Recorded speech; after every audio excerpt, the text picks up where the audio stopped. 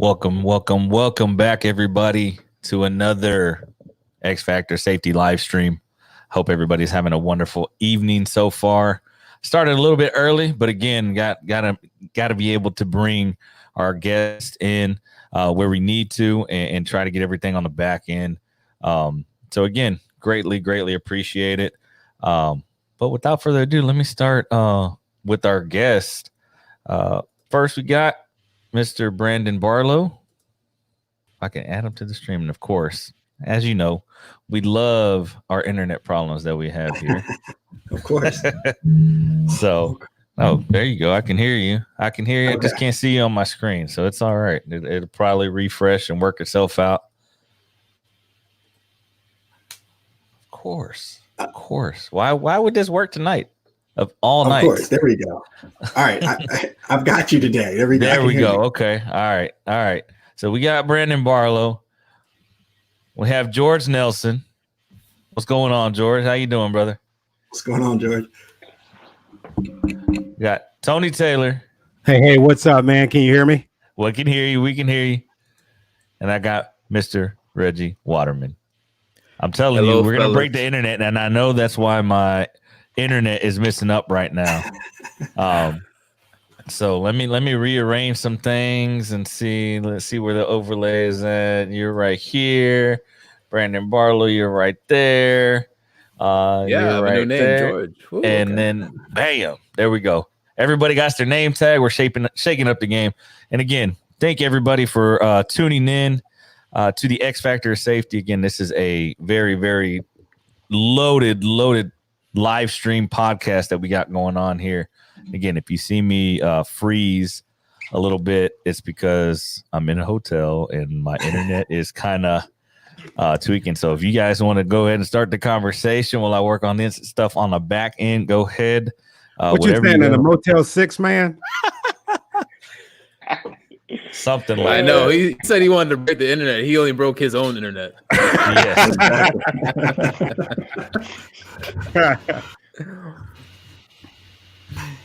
God, of course it would do this to me tonight. So how's everyone's day today? On our overlays. Good. How you guys doing? Hey, we'll just take over his show, right?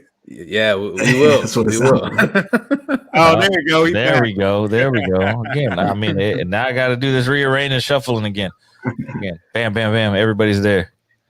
So, again, we're talking all things safety. We're talking leadership. We're talking influence. This is going to be star-studded podcast. Again, I want to thank all of the guests that are on here, and we'll start from left to right. Introduce yourself. Tell us who you are, where they can, what you're about, and then we'll just take it from there. Reggie. Cool. So Pedro, thank you for having me on the show. My name is Reggie Waterman. I am the founder of Expressive, which is a personal branding agency. So obviously looking to help design and build a person's X factor. So it's funny how, the name of your podcast is X Factor. So I'm helping other people design their X factor as well, right? Through personal branding and coaching. I'm also a workshop facilitator, teaching the future leaders of tomorrow. So I developed a program called Open Concept, and it's tailored towards building a tool set for students so that they could succeed post-graduation. So pretty much talking about everything that's not in a textbook. Nice. I also work 9 to 5 at a software company called 360 Insights. So doing marketing over there. Nice. All right. Now we got George Nelson. Introduce yourself. Tell us who you are, what you about. Nelson. I'm an environmental health and safety manager. Owens, Illinois. In Indianapolis, Indiana, but also I'm an industrial athlete. So my whole concept, the whole way I approach safety is about merging the safety program and going deeper than just safety with wellness on the same level. So my concepts, my thought process is a little bit different, and in our reality, I really just want to share and show a different lane and a different leadership style when it comes to safety. So nice. kind of my main purpose. There you go. And we'll get to that in a minute, the industrial athlete here in a minute. And my man, Tony Taylor, you guys know Tony Taylor. He's been on a couple of times, but still, for our new viewers, new listeners that are out there, let everybody know who you are, Tony. Hey, what's up, man? I'm Tony. I didn't know that we were going to drop our business. Can you hear me? Yeah, we can hear you. You're good. Okay. I didn't know we were going to drop our business plugs like Reggie did, so I'm going to go ahead and drop mine.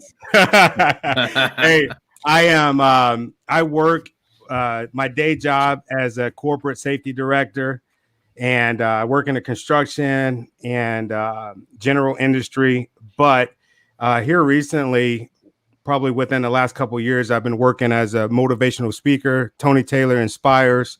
What we do is we do teaching at corporate friggin' facilities and also institutions of higher learning.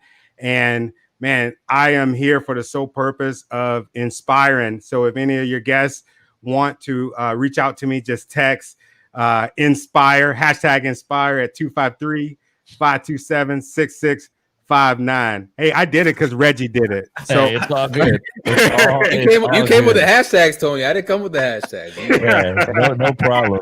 And then last but not least, my man Brandon Barlow. Hey, how you guys doing? I'm Brandon Barlow. Got a little bit different kind of background from our other guests today. I'm more on the environmental end, but I've been an environmental consultant for almost 10 years now. But now I work at an environmental tech company, and at this tech company, I started a little like a daily show. It's more like 3 days a week. I do call it EHS Moment. And I really just kind of try to bring in the environmental side of topics that are going on and, popular topics or just a different spin on it. So I think what Pedro might have first caught his eye, I did this little story about Nike and how they came out with the shoe, like lowest carbon footprint ever. And I kind of talked about that, kind of previewed the shoe. So that's kind of how I got started, new to the podcasting, new to kind of my personal brand, but it's been exciting. It's been a good couple months. No. And everybody on this live stream right now has a unique story. We've all interacted on LinkedIn, on social media, somehow, some way. And again, we are all, in a sense, shaking up, the game. And that's why, it was the new era of EH&S. And then, we added some other people and it just turned into what we have now. So again, we're shaking up the game in all of our lanes that we're in: environmental, construction, general industry, the industrial athlete, discover your own self, the DYOS, stuff that Reggie's doing. So I first want to, start off by, again, appreciate all of y'all taking the time out to be on here. We are, if you're just tuning in, we are streaming across all the multi-platforms: Facebook, LinkedIn, YouTube, Periscope, and Twitch, as well as the radio station, and on safetyfm.live, safetyfm.com, and the Safety FM app. So now that that's out of the way, to let everybody know where we're going. But again, first we'll start off with influence. Influence means a lot of things. And, nowadays with technology and the way you can reach the masses with one post, the masses with one picture, how do you guys see your guys' influence in your own respective industries right now? And again, we don't have to answer all at once. Whoever wants to go start, and then it'll be, we'll just take it from there. That's a good one. I think as far as me, man, it's hard. And I'll be honest. Probably not hard, for lack of better words. It's cautious, because no matter what you put out there, it's going to be scrutinized, right? Whether it's for the good, whether it's for the bad. You could post a picture on LinkedIn, Instagram, no matter what, of a smiley face, it's going to be looked at and scrutinized. Somebody's going to find something negative with it. But as far as influence, especially like in the workplace, man, everything that you put out there is what you represent, and what you represent is what your organization represents. So it's almost like it's a slippery slope. But I think the key point to that is aligning yourself with an organization that matches you, right? So the stuff that I post, if my organization, I know my organization don't have a problem with it because they hired me. I'm who I am. You know what I mean? So, yeah. No, appreciate that, Tony. What about you, George? I'll go to George. You know, again, all the content that you're putting out there, your influence, and again, you're taking a different perspective. And so how are you reaching that? Me, because I did grow up in the age where you don't put things out there. You see what I'm saying? I grew up in the age where you didn't want to share very much on Facebook and the social media outlets. But especially here during this pandemic, and I realized here recently, because I also own a restaurant, so I do marketing for a barbecue restaurant, that people now receive information through their phones. This is directly how you speak to people on a day-to-day basis. So I thought about, okay, I need to speak to this particular audience because I can't get in front of people like I normally did just simply because of COVID. So unorthodox, but my entire facility follows me, social media and all of my platforms. And I'm 4 a.m. They see me working out. You see what I'm saying? But they've seen the entire process every day since January. But then I give a tip on hydration. And then I also give a tip on wellness and nutrition. And then I speak to them about safety or motivation or what inspires me, but personal also. You know, kind of getting personal somewhat also. It's crazy, but it's working. The influence is growing. The people are seeing it as real, but it's naturally me too. So I think it's a powerful tool. Like, it's extremely powerful. It's powerful more now than it's ever been because we spend so much time on this device right here. Mm-hmm. So if you can get cut in between, you know, and you're consistent, it's just all about being consistent micro content. I'm speaking to a particular audience. I'm speaking to that safety professional that was taught 1910 about .1.2, but didn't understand that you just don't go in and put it on your supervisor's desk. That's not how you know. I'm speaking. All of my messages are to somebody. You see, and it's crazy, but it's that just attitude and openness is working. I think that's why my material people gravitate to it. Yeah. Hey, Pedro, can I say something, man? Yeah, definitely. Go ahead.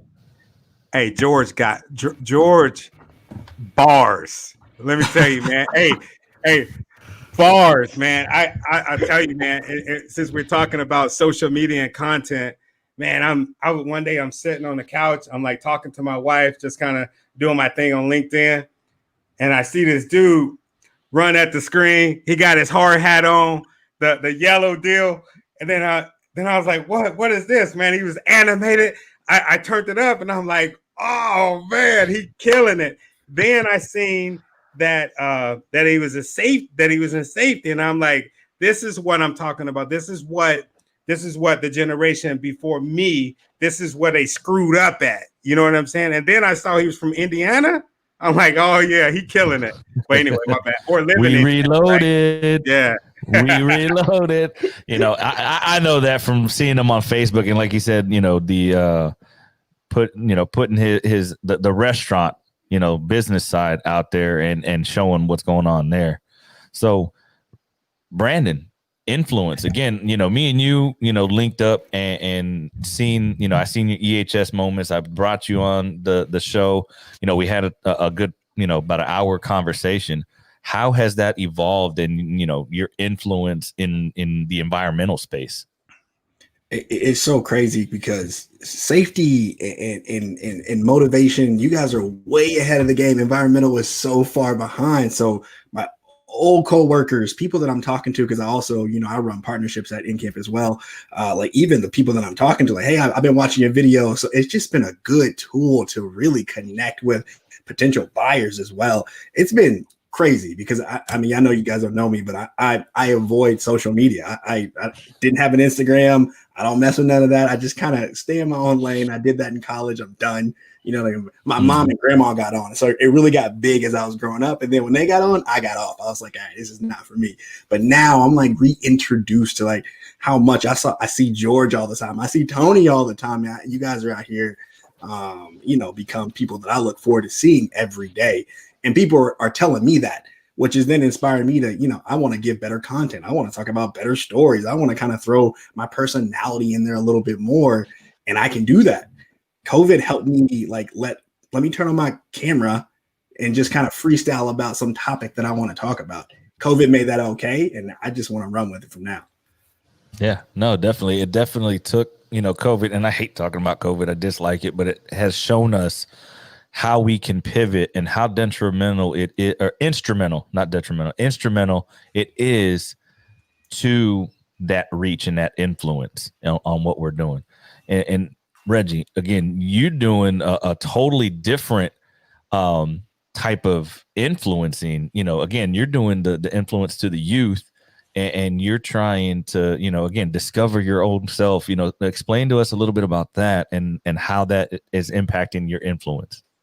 All right, sure. But before I get into that, I need to address a couple of things. Tony was dropping, he mentioned that George was dropping bars. And even when George was talking, I put 2 and 2 together because Tony talking bars, but then I see George, all I saw was one bicep the whole time, in his screen. So I'm thinking this guy's just doing reps, barbell, everything. And he talked about working out 4 a.m. in the morning. And he's an industrial athlete. Yeah. Listen, George, your bicep is just inspirational to me. I'm like, okay, let me roll down my sleeve a little bit, right? What's crazy is I've been posting consistently every day since January, so it's crazy. But I got a group of people that they with me since I've been building up, and it's like one of those things where I looked at it as, okay, I'm talking to my little brother. I'm leaving this for my son because I want my son to see the tips and figure out how to live his life. So that's kind of how I'm, the industrial athlete. That's kind of how I'm the advice in the game that I try to give, because especially in my area, there is no safety managers. There's nobody that does what I do. So I tell them about the field and how you get into it, but then I got to teach them how to move, and I'm speaking to them though, literally when I give these posts, it's just everybody gravitates to it. And that's what I started to notice, because it's really just me documenting, me coming out with it, Yeah. And that's what I love. And that's what exactly, George, what I was about to talk about when Pedro posed the question about influence. Now, the way I see it, George, just like how you pitched it, and like Tony and Brandon, I'm just being me. I'm coming out with the real raw me. It took me a while to get here, and I hate using the word authentic because everybody uses it, and it sounds so ingenuine when people use it. But I'm just telling my story. I'm telling my experience. I went through some hardships, and based on those hardships, I saw so many blessings, and I want to be able to relay those blessings back into community, impacting others, whether it be my peer, someone that's older than me, or someone that's younger than me. So when I do the whole discover your other self, and we talked about what are we doing in COVID, that was just an idea that I came up with during this time, because it was just, about how do I connect with people? How do I help people really overcome this challenging time and help them find their voice? Because there's this little voice inside of all of us that's screaming to come out, but there's all these things, these external factors or variables that come into play to kind of be that barrier to actually express yourself. But I think for all of us, we've actually channeled and used this platform, call it LinkedIn, call it the other social platforms, as a means to actually, deliver a message that's going to impact people. And George, you just talked about leaving your legacy, right? So you want your son to pick up on this eventually. And again, that's just influence. Yeah. This is what they're gonna go back and look at when we all said and done. Our kids, the next generation. Seriously, they're gonna go back and look at it. I mean, I had to think about that. You said something similar. I watched a documentary by Doc Rivers, and he came up with this concept. He said Ubuntu. I just watched it. I just watched it last week. Oh man, I just watched it last week. Game changer, right? I just watched it last week. That's exactly. How about everybody comes together? Everyone builds together. Community around you. That's real. Yep. Yeah. Yep. I've always lived my life like that, but that he lined it right up. I'm like, that's Ubuntu. Ubuntu. But like, if you think about that, the root word of of influencer, and we talked about influencer, but we talked about influencer. And I don't know about you guys. I want to ask you guys because we're just kind of flowing here. But I don't, to be honest with you, and this is just me, I don't want to be an influencer.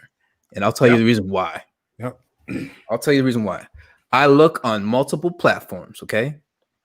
And everyone, the people that label themselves as social media influencers or just influencer, they're giving their tips and tricks on how to engage with people. Buddy, I use the same tips and tricks that they provided on them to see if they respond. No response. And it's not that I'm expecting it, but if you're going to put it out there and you're an influencer, you got to practice what you preach. That's all I'm saying. No, I agree. I agree with you 100%. Every time, like there's certain terms that people use, especially on LinkedIn. They'll call themselves like the HR disruptor or calling themselves an influencer. And I cringe every time I hear it, dude. I hate talking about myself. That's why when we're introducing ourselves, I'm like, to me, it's just hella cringy, right? But yeah, you'll talk to some people that call themselves influencers, just like you said. I've did this before. I was telling my wife this. I'll have people tag me in certain posts, right? You know how people tag a bunch of people in certain posts.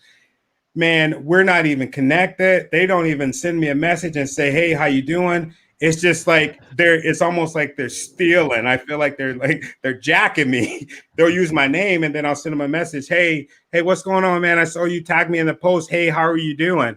And it's like crickets. And I'm just like, what the hell? And then you got the other people that I was on the phone with this one guy and he was just saying, us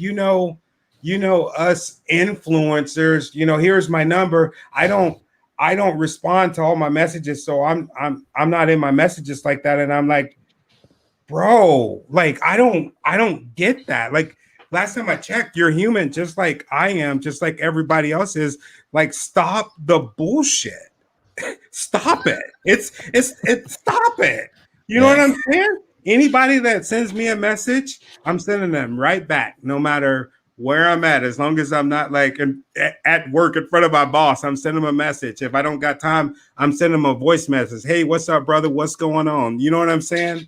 But then they get shook because they're like, oh shoot, Tony just called me out. What do I say? What do I say? Yeah, but and that's what this is about. For me, it's about like for real engagement and talking to people. There's been so many people that I've talked to and I've been on the phone, like we're like crying together because they're going through some heavy stuff and we're talking. Or I'll be shocked, like just the other day, me and Pedro building, he's showing me how to do like this graphics and all of this stuff. And I get off the phone and I'm like, damn, somebody just gave me something. But to me, that's what it's about. And that's what it should be about, a community, not like you got these people all the way up here and all the way. No, it shouldn't be about that. Yeah. Like advertise yourself, advertise your stuff so that more people can see it. But the hierarchy, the influencer crap, nah, man, that's not where it's at. Welcome back, Brandon. Welcome back. Had a little mishap, huh? Yeah, I don't know what's going on. AT&T, man, I tell you. No, definitely. No, and to the point of being an influencer, and again, who are you really influencing if you can't practice what you preach, right?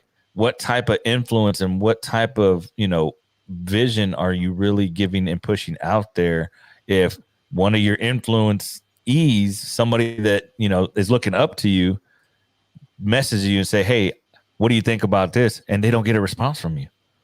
I'm a firm believer of free 99. You got to give that knowledge out there, got to put the content out there again. And it's for the world to see, for the youth to grab onto, to take a hold of and do what they want with it, whether they learn. And again, that's where the curious minds will end up asking those questions. Hey, what do you think about this? Or what, I have a problem and I'm one of the ones that is like, how can I make your day better? How can I impactfully make your day better in a positive way to make your life easier, to be more effective, efficient, proficient in what you're doing. So, and Brandon, you left us. So talking, we were talking about influence and the influencer, becoming an influencer, or people that get named influencer. Have you ever had, somebody call you an influencer, or had a run-in with an influencer per se? No, that's my worst nightmare. It's got this negative connotation to me of being like a influencer. Again, like you said, free 99. I never want to be I just want to give knowledge, and I just want to also inspire others to like, hey, if he can do it, then I can also do it. That, like, influencer is not the term that I'm kind of looking for. Like Tony said, like that's not what I'm about. But yeah, I do understand like the younger generation. My daughter, like there's like child influencers, and I'm like, what do I do about this? How do I make sure that this influencer is influencing her in the right way? It's a scary thing. Oh yeah, definitely. And again, the phones and social media and this type of interaction and engagement is good, but again, all social media is not good. There's all kinds of stuff that's out there. And again, you talked about your daughter. I got 4.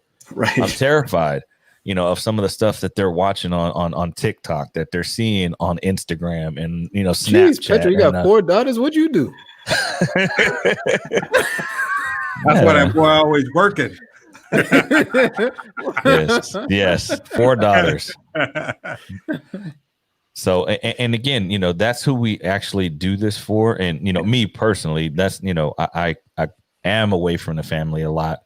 I have been, but my daughters know that, I run a tight ship at home, and I guess that's my military background. Again, but they also know that they have daddy wrapped around their finger because they are girls, and I want to shelter them as much as I can. So talking about leadership, and especially like, Reggie, the stuff that you're doing with the youth, leadership, what do you guys look for in a leader? And then how are you transitioning that into your focus towards the youth? Yeah, so that's a great question. A good leader to me is one that wants to pave the way for others to grow.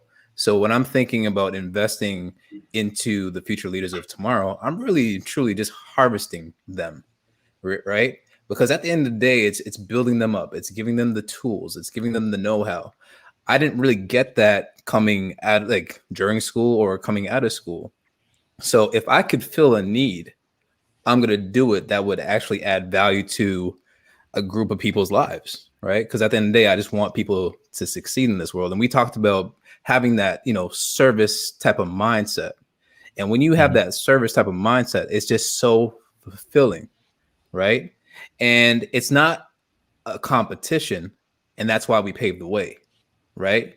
Because if I'm competing with these younger generation, or if I feel threatened because maybe they're a little bit more tech savvy than I am, there's a trade-off. They could actually teach me a few things because of their technical know-how when it comes to, let's say, social media, because they're, digital natives, right? I may be a digital adopter, right? But I'm also giving them the practical interpersonal skills that nobody is really teaching them. Everything is all theory-based, but theory doesn't cut it in the real world. My man, that is great. Because, and again, those in the environmental space, in the safety space, theory is great. We have theory. We have these books that we go to, our EHS manuals, our, actual CFR manuals that we go to in theory, but the practicality behind it, how is that going to transition, when you get to an actual job site, when you actually go for that interview, is it going to be theory and questions that they ask you about the book, or are they going to ask you real world life situations to where, hey, what do you do in this situation? If they haven't ever been put in that situation, if they've never, been taught how to deal with that certain situation, then again, a lot of times they feel like they failed when they really should be getting pushed to succeed. And again, theory is great. It gives you a base, a foundation, but to put the practical use behind it. So, George, how are you influencing the youth? I know you do a lot of stuff in the community. I love watching you when you have your pop-up shops, and I love all the food. And I already told you in a message that when I get to Indiana, I'm gonna come and eat some food. So how are you influencing, and reaching the youth with the avenues that you have? Especially the environment that I'm in. So I'm inner city Indianapolis, and the area that I'm in is a food desert. So we own a restaurant, which is the only restaurant that provides unprocessed food to this area. So we take pride in that, but I've literally been in the restaurant business since '95. My mom and father, we've always had a restaurant. So people know us even from back then. But see from this area, and then even out in Lapel, because you got kind of more of a foreign town, they can smell if you're not real. So you be your words, do what you say, and you have to be consistent on a daily basis. So one of the real areas I try to affect, I coach football at my high school that I grew up in. But I also post the wellness specifically, but also for the athletes that's actually following me. Because I have this whole concept of the industrial athlete where I'm going back to the Indianapolis public school system. And that's where I'm mentoring. That's where I'm spending my time at. I'm introducing them to STEM careers and engineering and safety. And, and I'm hand in hand with them. And I plan right now, my main goal, I got my CSP, but I'm getting I'm taking the 501, 511. So I'll be able to give the OSHA 10, OSHA 30. So what I'm trying to start is I want to get them a step in the right direction, introduce them to the field with a free OSHA 10, OSHA 30 as part of the mentoring program. My man. Kind of like the goals that I had. And especially in the area that I'm from, is they don't even see us in these. So once they see it, they can inspire, and it's just like it changes your whole mentality. And getting people to carry a gallon of water around, or getting people to, I got people to we work in a 110-degree furnace that drink Red Bull and Monsters all day. So I'm serious about where I'm coming from. This is not like, it's not check the box. I care about these people, and they can feel that, because I've had people, I know people that work 65 years, retired, and then had died of a heart attack. From definitely. You were safe at work, but if you're gonna retire, you're gonna work your whole life, retire at 65 and die. Is it really worth it?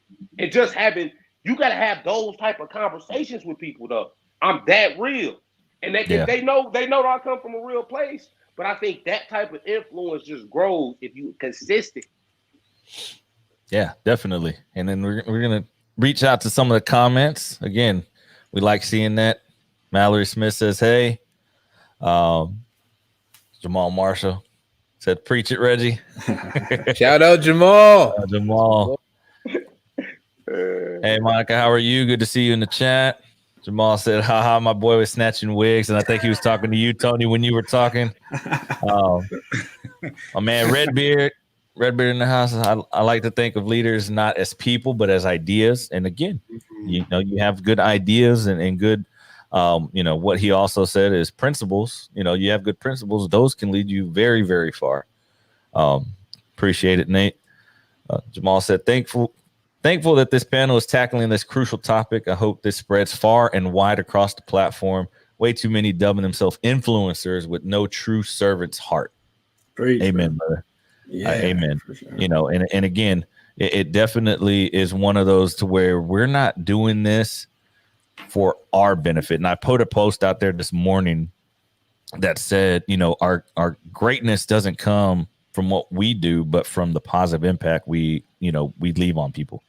Again, You know, the many times that I can go out there and say, hey, I've helped somebody, pat myself on the back. I'm not here for that. I'm not going to do that because it is in my nature to help somebody succeed.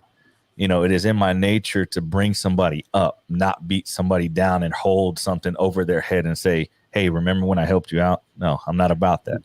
And I don't think anybody on this panel is about that. Right.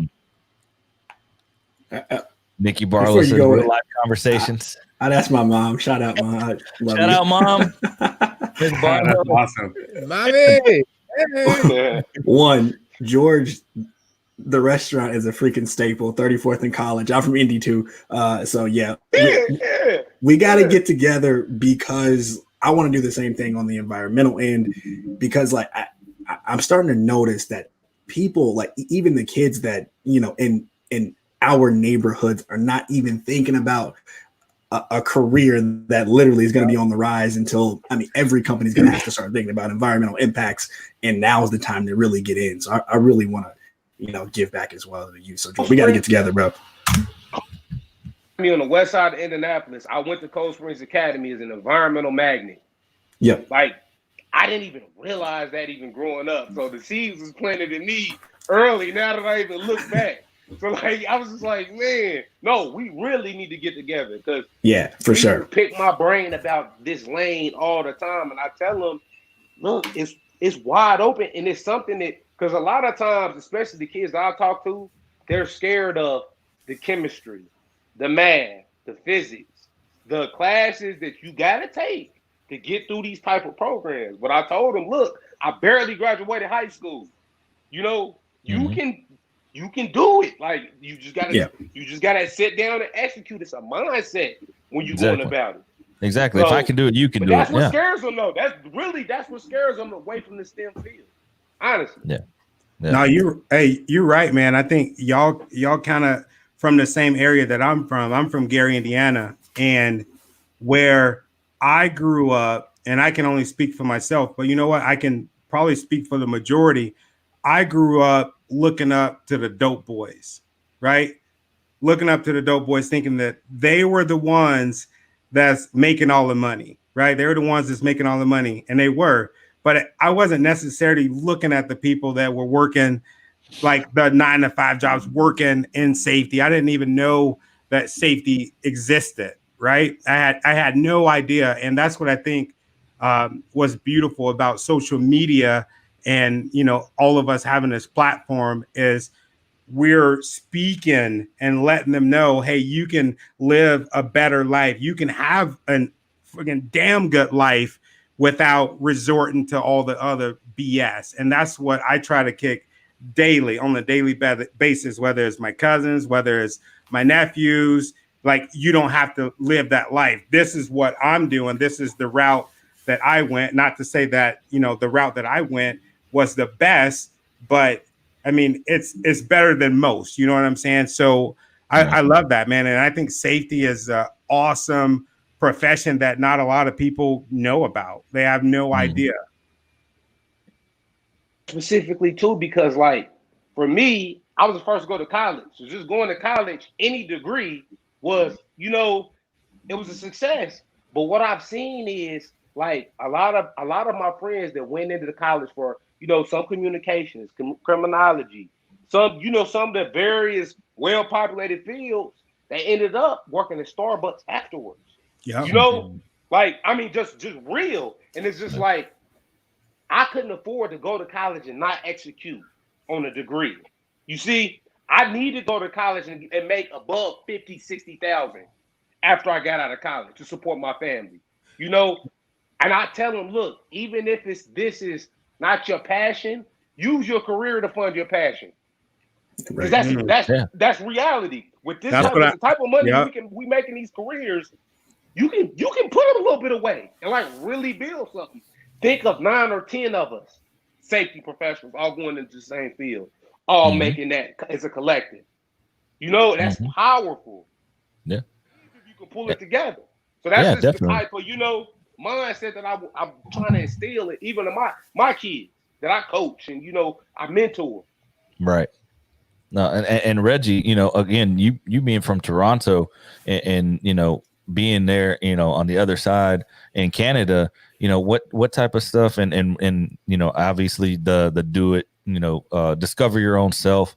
Explain to us a little bit about that and how that is actually tailoring to the youth. How is it, you know, bringing up those, you know, those people that and those youngsters that are in a sense scared to open up? Yeah, because we're, you know, I'm tapping into the mindset, right? You know, as everyone's talking about, there's these blockers. Blockers could come from, again, external factors, whether it is the environment that you were raised in. And Tony mentioned, you know, back in the day, he was, you know, a lot of the people were looking up to the dope boys, right? So it always depends on where you came from. But where you come from doesn't mean that's where you're going to end up later on in life. Right. So I'm really trying to tap into that individual and say to them that the onus is on you. And I always tell them in my workshops is that you need to be the director of your own docuseries. If you think about Netflix, right? Mm-hmm. Think about what the beginning of your movie looks like, what the middle looks like, and what the end looks like. We know that there's going to be twists and turns. There's going to be a lot of drama. There's going to be thrillers. There's going to be action. But think about at the end where you're going to be ending up. How does that movie end, right? What does that climax look like? And visualize. And I'm not just talking about surface level stuff. There's a portion of the modules where I actually talk about heart set, mindset. We're talking about meditation, visualization. I take them through a series and sequences of meditation that I do on a daily basis. So talking about morning routines, because if you don't get into a good state on a daily basis, man, you're just going to be like everybody else, just going through the motions of life, like The Walking Dead, right? Yeah. So you have to put your sights on your goals, but the goals are only as good as the actions that you're willing to take. And that's what we're talking about. And even when it comes to leadership, and I forgot to touch upon this, but nobody talks about the bad boss in school, right? So yes. I'm actually telling them, hey, here's the difference. Here's what a good leader looks like. Here's what a bad leader looks like. If you need to identify these bad leaders, because life is too short. If let's face it, we spend majority of our time at work, right? Obviously, it's different because COVID-19, we can work from home or whatever, depending on your situation. But you got to be happy. And your boss could add a lot of stress to your life. So if you're not satisfied with that boss, the onus is on you to be savvy enough to shift towards finding opportunities that will put you in a better place. Definitely. Hold on, I'm gonna hit you with that. No, and we're gonna go to the comments. And again, great conversation we're having here. Safety Sam said, Pedro, you better see me when you get to Indy. LOL. Monica, she said, very true. When we were talking about theory and real life, stuff is very different. Would love to hear your feedback. And in regards to the theory of what, Monica? Elaborate a little bit more so we can give you some good insight. Mallory said, one of the best ways to teach your youth is by starting with our own children and allowing them to observe your own interaction with others. Actions will always speak louder than words, and a positive impact speaks volumes that cannot be spoken. Great. Definitely. Yeah, and I think George touched upon that earlier, right? In terms of what he's doing for his son. Yeah, definitely. And again, that legacy, leaving behind, that legacy. And again, all of this stuff is out there. Once it goes live, there's replays for days. I put it up on the podcast and, turn it into an audio form, but it's out there for the world, and it's going to be out there for years and years to come. So, if in the event that I am not here, my daughters can then come and look at this.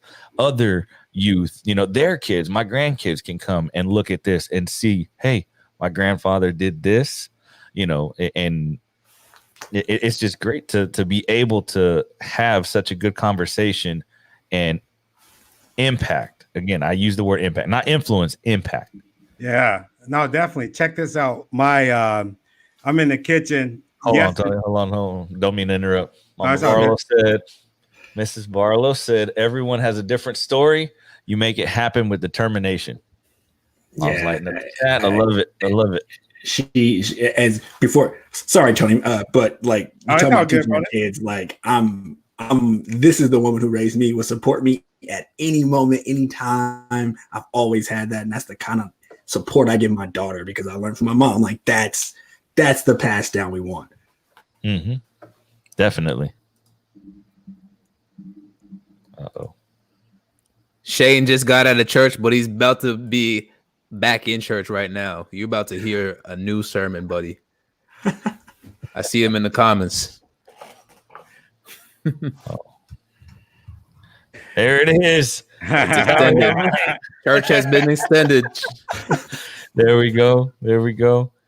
And sorry about that. Had a little lag right there. Safety Sam. Safety said, truth is nobody knew safety was a thing in high school unless parents were in it. Most don't know it's a thing until they work at a company that has a safety professional, has a safety guy, has a QA manager. And again, you know, not all companies have one, but when you do go to a line of work where there is one, you're like, damn, I didn't know there was a safety person. What is safety? And that's where it kind of sparks your interest. Again, Mrs. Barlow said nobody knew about environmental science when I was growing up.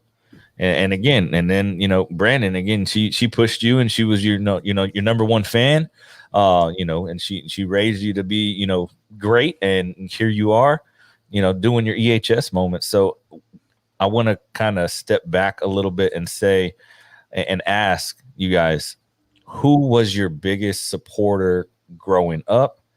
And who do you look to now for mentorship, for guidance, those type of things?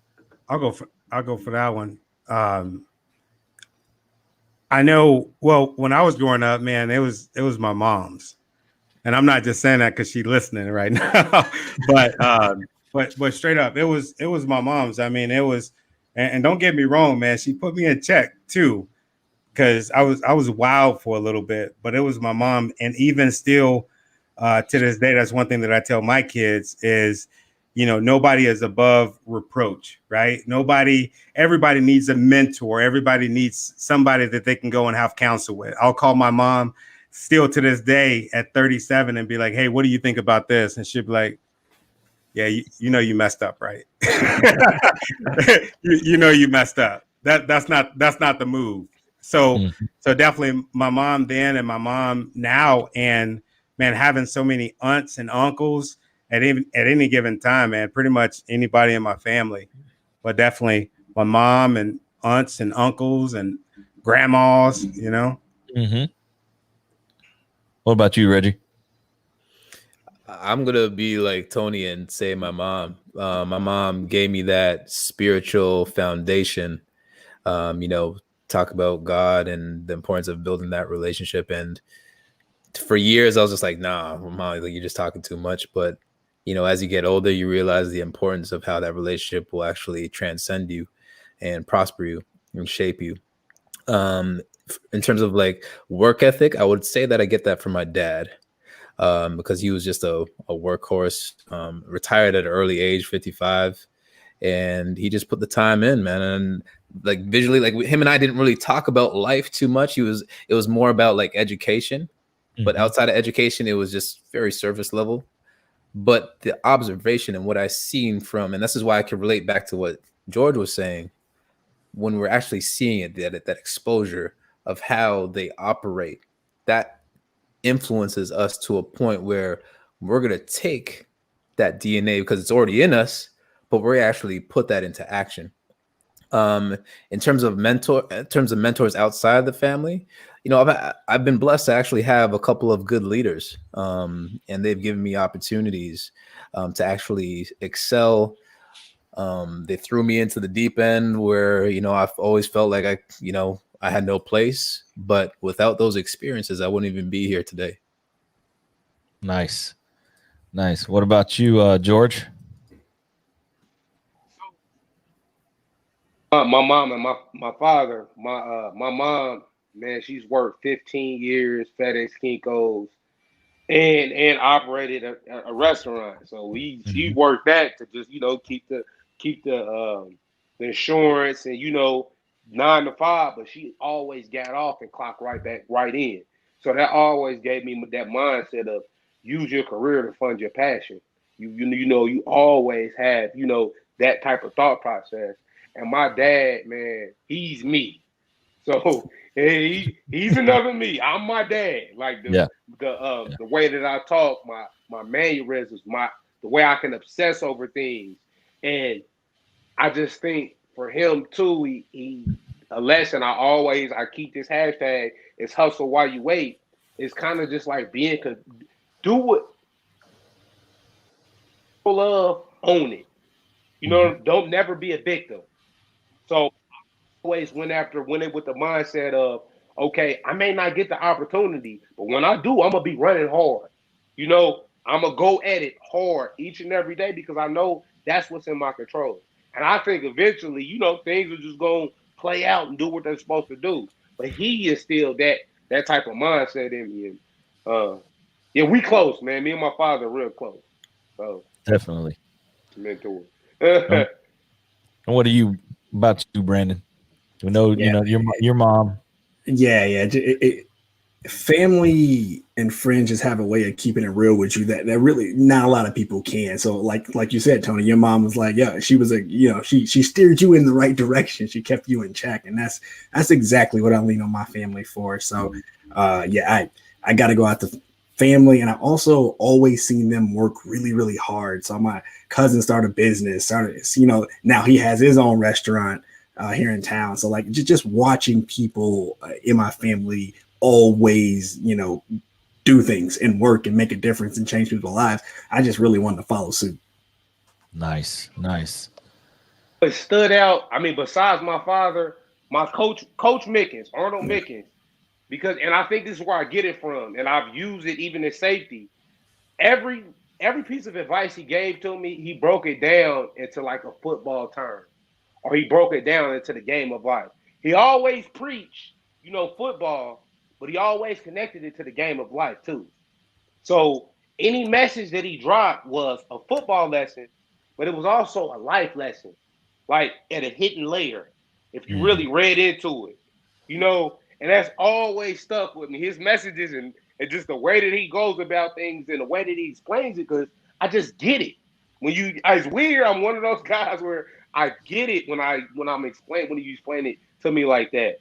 So that's what I took that from him and started to use that in my career. So he's definitely one of my biggest mentors too. Because Nice. Get back to the chat. Mallory said when we were talking about the STEM, and if we want to incorporate more STEM in the youth, that requires getting successful organizations in those fields more involved, hands-on at the elementary level. Think about why every kid wanted to be a firefighter, doctor, police officer. Because they were first real life heroes. They were the first real life heroes that came into their lives. That's where it actually starts. That sparks of influence. And again, that's a great thing. You got to get engineers. You have to get your environmental scientists. You have to get those people starting at a young age. I would definitely go to, and I don't know if I can speak for everybody, but I'm pretty sure you guys would end up going to a elementary school, going to a middle school, and talking to those youth, so that way they know that it's not just about going to school, that there's trades out there that they can get into, that there's other stuff that they can do without having to go to school. Now, granted, going to school, that's great. You go get your degree, you go be an environmentalist, you go be an industrial hygienist, you go become a certified safety professional, a digital marketer, all that type of stuff, and it's just getting them started on the right track early. Let me get some of these comments. And again, I'm not, it's just great conversations. Jamal Marshall said, dropping more truth bombs. Safety Sam said, things have shifted. These kids are not looking at entertainment, athlete, rapper, singer, actor. Social media influencer. We laugh at that term, but they are seeing millionaire influencers pop up on social media every day. Their mindset is that can be them. And again, and not to discredit what those influencers have done, to gain their stardom, to gain their, but again, nobody, it's a select few that come through that. And sometimes it's not genuine. They don't interact, they don't engage, and it's really fake. It's very, very fake. And again, authenticity is in what you do. You can't say, "Oh, I'm authentic," right? And like you said, Reggie, you can't just say, "Oh, I'm authentic because I put out this great content." No, let your content speak. Just do it because you're doing it, not because you want to say, "I'm authentic." That's just me preaching. My bad. Preach. You got to bring Shane back to church, man. Come on. Yeah, we got to bring him back. Pedro. Come on, definitely. Man. No, hey, man, definitely. Let's sign the cross for that. Yeah. And again, LinkedIn user, let me know who you are because it doesn't tell me. Wow, that's Travis. That's Travis. Travis, I see you. Travis, if you ever watch Travis and his stuff that he puts out on LinkedIn, like it's truly magical. Like he's got something going on. Loving the setup. Thank you. Greatly appreciate it. Took a little bit to get there. And let's see. Mr. Dale. Hi, George. So glad to see and hear you live. Look at that. George got some followers in here. Shane. Siobhan was talking about that, Pedro, reaching out to the youth in middle school and high school. Yeah, when I had, Siobhan on, she was talking about, going and saying, hey, you can be a stagehand. You can go ahead and be, doing that type of stuff to get into that industrial rigging and entertainment rigging. There's so many different avenues to take. So what projects are you guys working on? What new stuff can we see from the industrial athlete, from Tony Taylor Inspires, from Reggie Waterman? What can we see? And Brandon Barlow should be coming back here shortly. What can we see? What can look forward to? People look forward to. I'm looking forward to George going. No, you're gonna go after that. You're gonna go. I'm looking forward to George going from 22-inch pythons to like 26-inch pythons in a matter of 3 months. Now, Tony, you're up. You go. I just had to say that. Hey, I want to see it too, man. I had to change the camera a little bit so y'all won't see my arms next to George's. You know what I'm saying? But nah, man. It was leg day today too. Did you have to put that golf tee on, George? Did you really have to? Rock a turtleneck. It looked like it was arm day. No, man. Hey, for me is putting out more content. I just started a tech community app, and I'm working on a couple different collaborations with different people, but just being consistent, putting that message out there, and just spreading the message of love, my man. Nice. And again, Brittany Linhart, what's going on, Brittany? Big swole. No, it's definitely and Safety Sense at Mallory. What's nice in the Indy is there's a few STEM schools here. He's heavily involved in them.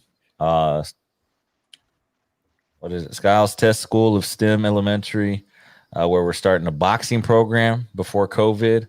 That's getting pushed this spring. I'm sure these guys are doing the same. And again, it's all about how you're giving back to your community, how you are impacting those people. So again, everybody in the chat, greatly appreciate it. I hope Brandon comes on back because I'm going to open up the phone line and get that going. If you want to call up and ask our guest any kind of question, go ahead. Phone line's there. So we'll give it a couple. And callers, listen, Tony's looking to give out some love, so make sure to come with that love question. It's okay. Don't be shy. There you go, Brandon. I just grabbed my phone. Yeah, that's the good thing about StreamYard. I love StreamYard because you can use it on the phone as well, just in case that happens. Say internet decided to go bye-bye, I can pull up my phone and kind of finish this. All right, there we go. Got to get that overlay. Got to get everybody's name so that way they know who they're talking to. Oh, we got a good question right here. Hold on. What's the craziest thing you've seen safety violation wise? Ooh. That's I'll good. let you go first, Brandon, because you've been doing, leading up to, the Halloween and all the stuff that you've been going on. So what's some of the stuff that you've seen on the environmental side? So on the environmental side, people just really, it just comes from lack of knowledge of not knowing what needs to be reported and things like that. But one of the craziest stories I ever heard is that, when you have hazardous waste, you get haulers to haul your hazardous waste and take it to a permanent facility. So there was a company where this guy was taking his truck. He wasn't permitted. He was picking up the hazardous waste, going and dumping it into a lake for years. And he finally got caught. Yes. And then he went to jail for like 7 years over doing this and collecting so much money, because he's collecting money on both ends, because not only is he picking up the waste, he's also saying that he's dropping it off. So he gets all this money, and then he ended up going to jail. So crazy. So he's telling folks that he's taking it to the TSD and he's taking it to the lake. Taking it to the lake, smoking a cigarette, and just doing his thing. Yeah, that's a good business model. What about you, George? What's the craziest thing you've seen safety violation wise? Protection. That's probably I've walked up, I've seen people 24, 30 feet high, no fall protection. I've walked up and seen people, 15, 16 feet high with a 6-foot shock absorbing lanyard too, but thought they was good, 13 feet high shock absorbing lanyard. So, those are the most common things that I see that I've seen on a frequent basis. And lockout, tag out. So people blatantly try to go around the rules and go around the system to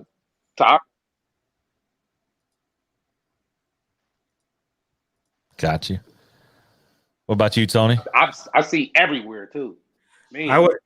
I would say, I've seen a lot of gore because I worked as a firefighter before I went to safety, but I would say the most dangerous thing that I have ever seen are organizations that hide different safety infractions, organizations that don't have a culture of reporting injuries, and an organization that punishes their workers for reporting injuries. I would probably say that's the most dangerous, because, shortly after, you're going to have a serious injury or a fatality. Nice. And what about you, Reggie? What kind of safety violation have you seen?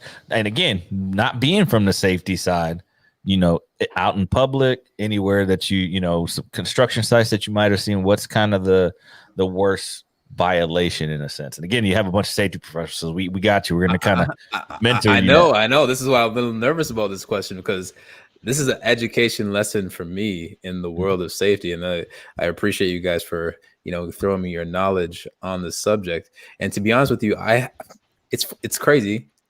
I don't really pay attention to it. And that's why this is such an eye-opening experience for me. And that's why my question, and I'm answering a question with a question, Pedro, at this point in time.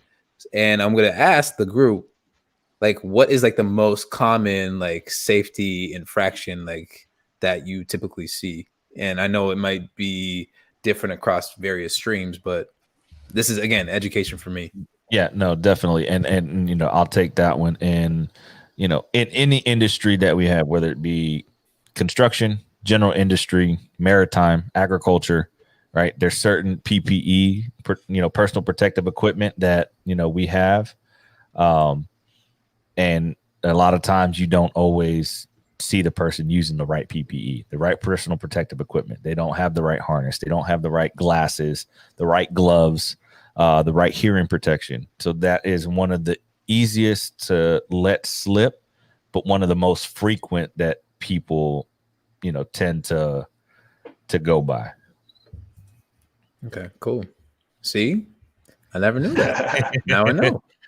All right, now Also, one thing I see a lot, especially like when I was on sites for derailments and train derailments, what I saw is that cell phone, people pulling out that cell phone in areas where that are very restricted. So obviously, you know, the dangers of cell phones and what they can do if you're not paying attention when you got tons and tons of equipment and around you. People, you know, you can slip, you can fall, you can get hit by something. If you're not paying attention, you can literally walk into a hole. I've seen it.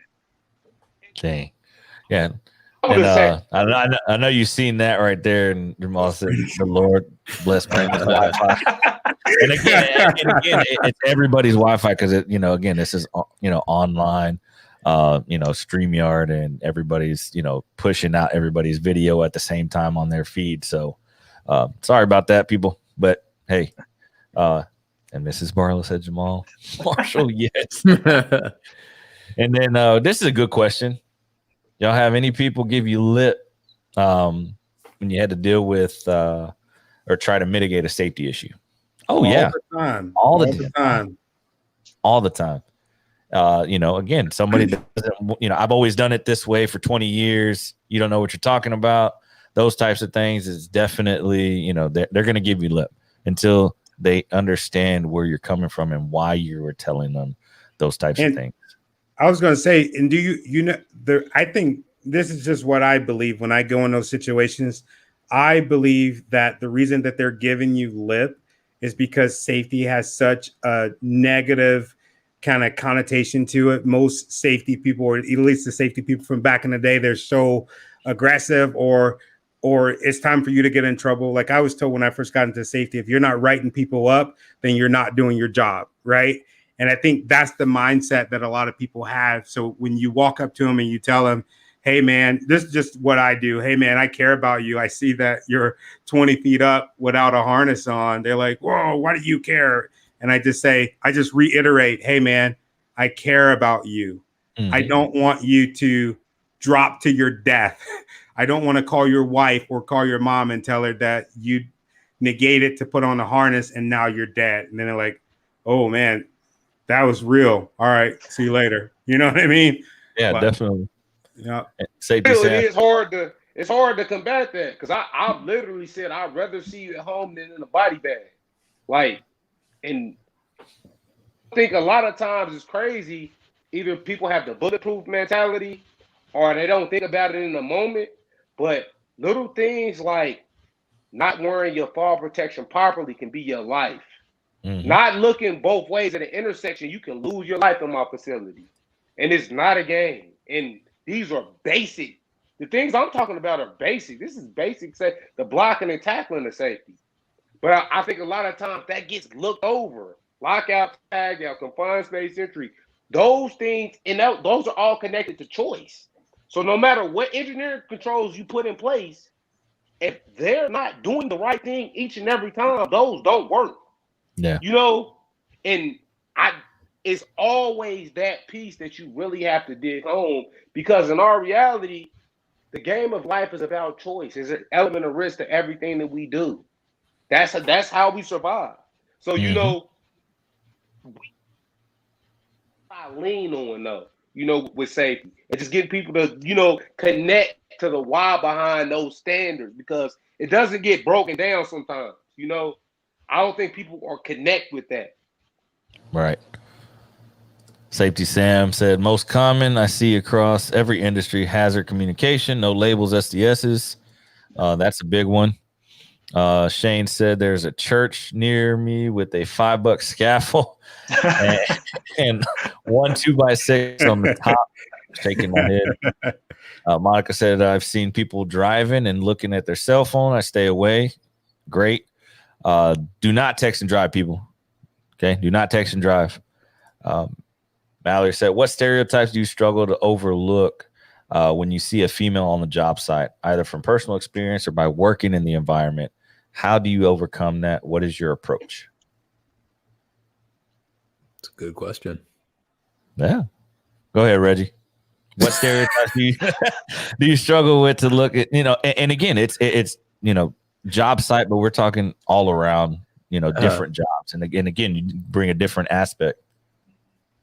I love that question. Yeah, when it comes to stereotypes, to be honest with you, like the company that I work for, during my 9 to 5, we are all about diversity and inclusion. You come as you are. Doesn't matter if you're, male, female, whatever, sexual orientation you are, or whatever your preference is. Like they're just open to everything, and so we don't really have that issue. Thank God. And I know like that's the Me Too movement has been a big issue, right? And we're still dealing with that today. And then there's a lot of just other subjects around diversity that comes into play, and it's all been splattered during this time frame, right? Mm-hmm. So especially I'm around the brothers right now, so we've been hit, right? But yeah, I gotta say for myself personally, when it comes to females, we'd have no issues. Everybody's included, everyone's incorporated, everyone's voice is heard. That's just based on the values that are set for the culture. Got you. What about you, Brandon? It's man, a lot of my good friends, women that I used to work with at my old job, I literally seen at one of my previous jobs, they had a women's panel that had 6 guys, and then the woman was playing Vanna White. Like I've seen it done so horribly, and it's just like, yo, so I know where that stereotype comes from. And then from their point of view, as we start talking about things like this, they're like, it always seems like there's some sort of cap on us, or we can't kind of bust through to the next level, or maybe it's a boys' world, and how do we be a part of that? So I see the stereotypes. It is getting better, but that was just 5-6 years ago. This wasn't long ago when they had a women's panel when no women were included. Like that's how far we come in a short amount of time, but we have so much further to go. Oh yeah, definitely. So much room for growth and opportunity, and again, I think about it, and I'll get to Tony and George here in a second, but I always think, for the stereotypes, for women in the construction field, because I'm in construction, a woman comes on the site in a trade, hey, more power to her. That could be my daughter, right? That could be one of my daughters out there. And I don't want, the 80 or 90 guys that are out there stereotyping her and saying she can't do something which in fact she probably can do it just as good as you, if not better. Right? That's what I'm training them to do. That's what I'm, and I'm hard on my girls. They know if they're watching, I love you, babies. But again, it's just bringing them up to that diversity and that inclusion of, hey, I'm just as equal to you as you are to me. Right? What about you, Tony? What kind of stereotypes, do you struggle with? I've seen it all, man. I've seen it all from being in the military to now working in construction. I've been told, I've walked on a job and hired women, and I've been told, don't we have too many? Right? I've been told, well, she's a woman. Can we give her less? Right? I've friggin' took over for a woman before, and I got $20,000 more than what she got. And the only reason I know because I was told, right? And I don't know, man. I look at it as there's some organizations that they'll say that it don't exist, but you see it, right? I think it's cute to say, we don't have that, right? Especially in construction. It's really bad. It's disgusting. And all I think about is trying each position that I go to, each company that I go to is thinking about, okay, what if my daughter worked at this company, right? So if I hear certain stuff, if I hear the stereotypes, I dead it right then and there. There's no laughing. There's no joking. They say, oh man, you're being uptight about this. Nope, it's not funny, because I feel like everybody should have the opportunity to work. And just like you said, there's a lot of women that will go on the job site. I've seen friggin' some of the best carpenters that were females that would just drag the dudes under the freaking table. Some of the most, like, electricians that just know their job, and there's nobody on the job site that could freaking hang with them. And I think a lot of men are intimidated by that. I think they're intimidated by that. And for me, I always say, if she or he is better than me, then bravo, I'm gonna clap them on, but I'm not gonna shut them out just for the sake of shutting them out because they're a female. But right. Yeah, I see it all the time. Nice. What about you, George? Specifically in like the manufacturing construction industry, I think not only being a female, but also being Black and being a safety professional, you're going to be under a microscope. That's what I tell, Black people minorities getting into this field. You're going to stand out. You're going to be different than everybody else. So you're going to be under a microscope. You're going to have to move differently. You got to understand that, some of the basic things and basic ways that go on in the facility or the manufacturing facility that other people get away with, you're not going to be able to get away with. People are going to be watching you and making sure you following everything as far as safety. There's going to be extra scrutiny on you. It's just from the world we live in. Perception is reality. So just be aware of it and move in it. But that's what I've seen the most. It's specifically for people that stand out. In those type of environments, there's an extra microscope. I used it. So for me, I know people are watching me. That's why I'm carrying a gallon of water everywhere I'm going. That's why I'm in the break room and shift change. So I'm here, right? And you see me fixing my whey protein shake. And you see me making my fruit and vegetable smoothie. And I'm there at shift change. I mean, I'm there at lunchtime. And I'm there at 4 p.m. You see what I'm saying? It's perception. Those are ways that you can use the game to grow your influence, but it's like you have to think about that. That's the world we live in. Those it's just real. So the impact that you're making and putting the impressions on people that you're making, it definitely goes a long way. In great conversation. Dale said, any ideas to have safety contribute positively to the company culture? And of course we can contribute positively. That's what we want to do. We want to make sure everybody is positive towards the company culture, and not just necessarily in the safety realm, but in all companies.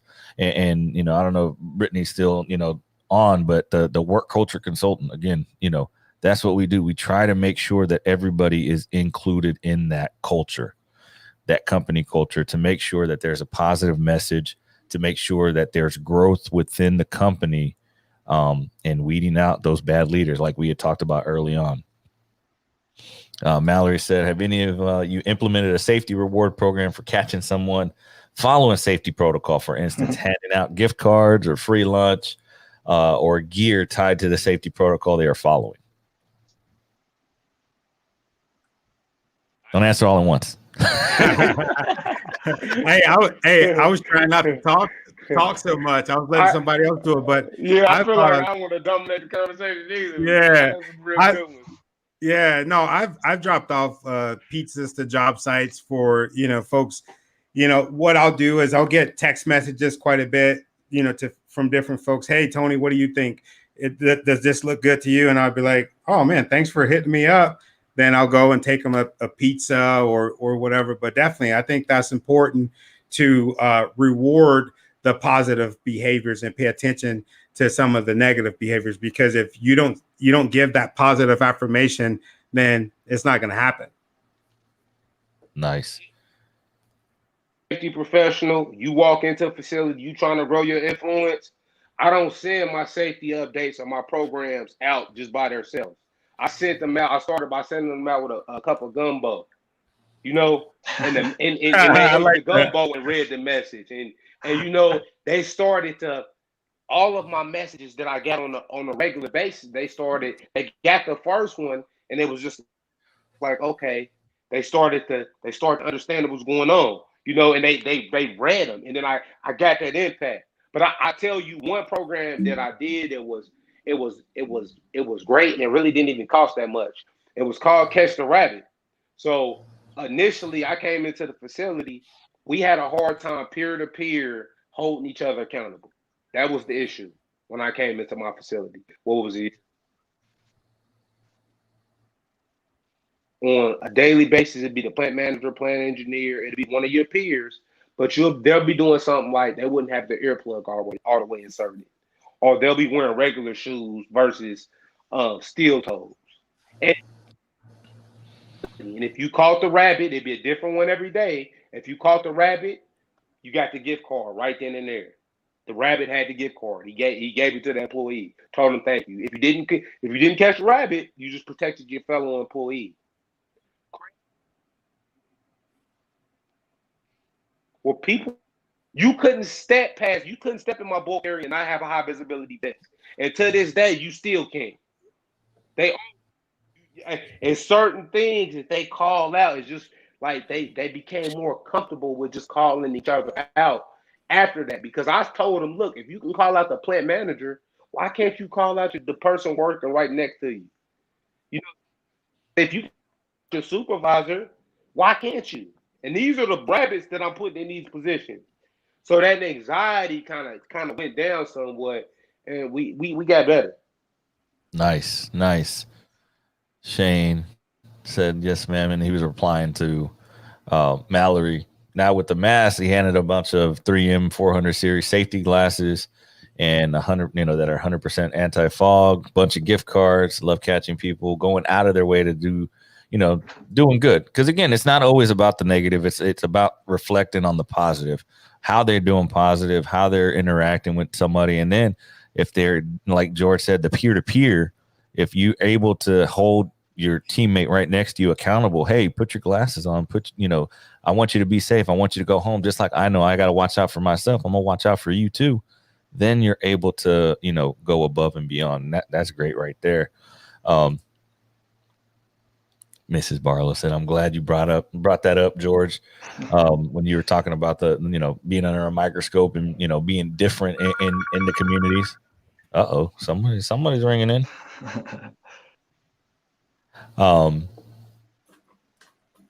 And Safety Sense said, Dale, one of the best ways to start the positive impact throughout the company is to get the top people in the company to commit to safety and show with action.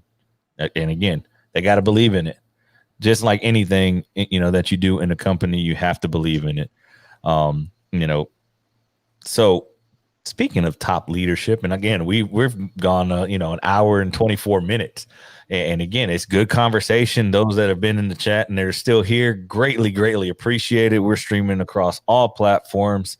If you're just joining in, you'll be able to catch the replay and get all the good stuff that happened beforehand. But again, thank you for being here. So speaking about top leadership and does the culture, does the influence, the impact start at the top? Does it start at the bottom? Does it start with the mid-level supervisor? And Reggie's like shaking his head. Yes. So explain to us, what is your view on that? I definitely think it starts at the top. You think about at the executive level, they have a vision and they are really and truly the face of that organization, right? The face, the voice, but it's the people that make up that organization. However, those people are influenced from the top. So depending on that leader at the top and their leadership style, it has to transcend downwards. And think about it, within that executive level, let's say a CEO, he's got his wolf pack, right? So he's got maybe an SVP or VPs that surround him, and he's given his marching orders and they're responsible for their respective areas. But what we don't see, whether you're, let's say, entry level or middle management, is how the leader actually treats the VPs and the SVPs. He actually may come so hard on those people that it then transcends back down to middle management, because misery loves company. Let's just be real, right? So that's where the that influence really starts, I would say. Nice. What do you think, Brandon?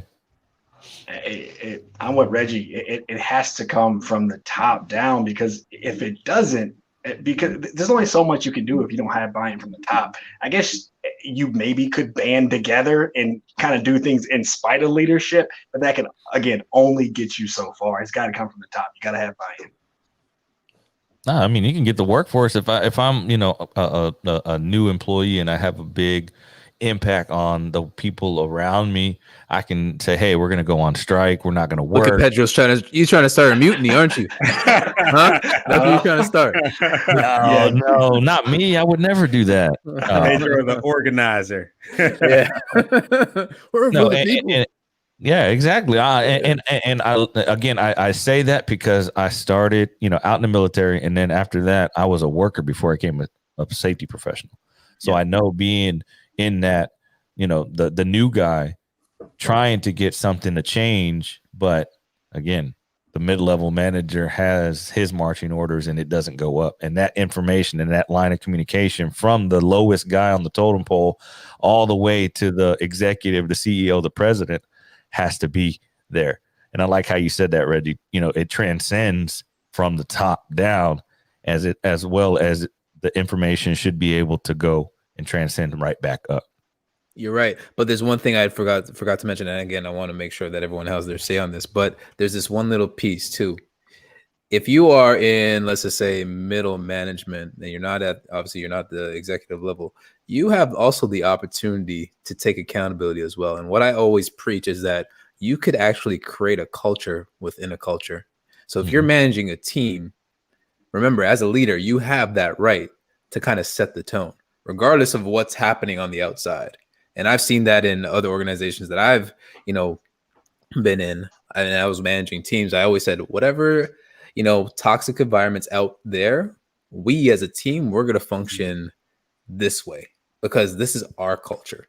I want to make sure you guys have a platform to grow. You could voice your opinion, and I'm going to be here as your leader because at the end of the day, I'm going to be your shield based on what's ever happening on the outside.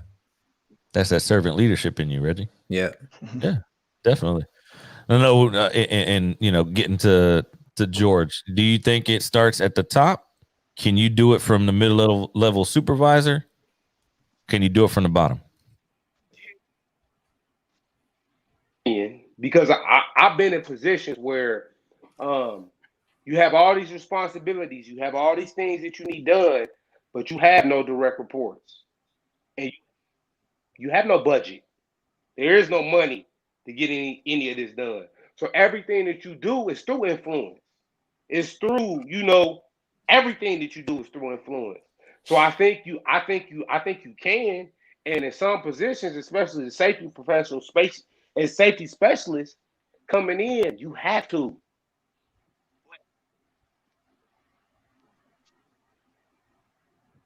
When in that situation, you do it by focusing on changing behaviors. Nice. And that's what you have to focus on because that's the only thing in your control. Yeah, you may not have a budget, but you can give that person stop work authority. You can tell them, look, if you ain't got to warm fuzzy about this, let's have this conversation. Life, even if you have to leave this job, it's deeper than this job. Definitely. That's the only thing we have in our control in some cases, right? But you still can be effective. You can be just as effective as, a top leader with all of the money that can make everything go by being that real. But you have to change behaviors. If you don't have top leadership support. Nice. What about you, Tony? No, definitely. I think it definitely starts at the top, but it starts from within you, right? And it's all about hiring the right people, vetting the right people, but especially at the top. I've been in certain situations to where, let's say like simple stuff like PPE, you go out on the shop floor, I'm with the rest of the directors in the company and they're like, Tony, what are you doing? I'm like, I'm putting on my safety glasses, my vest. Oh, wait, let me go in my office to get my boots. Oh, don't worry about that. We're good. We're good.